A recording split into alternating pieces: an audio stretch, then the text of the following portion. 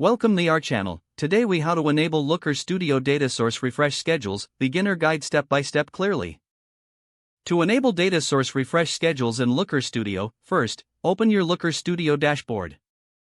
Locate the report that contains the data source you want to schedule for refresh.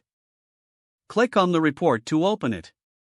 Once the report is open, navigate to the resource menu at the top of the screen.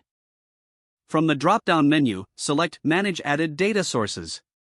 A new window will appear, displaying all the data sources currently used in your report. Identify the data source you wish to refresh on a schedule. Click the pencil icon next to the selected data source to edit its settings. In the Data Source Editing window, look for the Refresh Schedule section. Click on Add a Refresh Schedule. Here, you can define how often you want the data source to refresh. Choose from options like hourly, daily, or weekly, according to your needs. Select the specific time you want the refresh to occur. Make sure to consider your data update needs and user access times when scheduling this. After setting your preferences, look for the Save button. Click Save to confirm your changes. You will see a confirmation message once your refresh schedule has been set.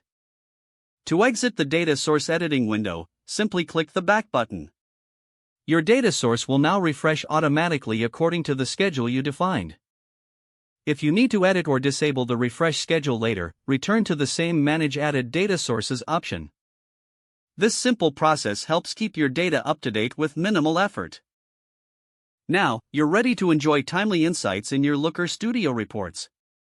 If the page does not load, refresh the browser or try again in a private or incognito window. Make sure you are using the correct email address, then retype it carefully to avoid small typos.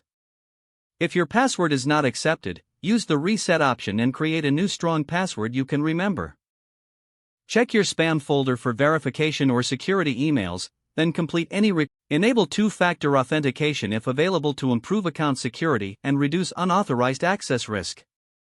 After signing in, review your profile details so your contact information and settings are accurate and current. If you see an error message, note it down and try again after restarting your device and internet connection. Log out when you finish, especially on shared devices, to keep your account and payment information secure. Don't forget to like this video and subscribe to our channel for more step-by-step tech guides.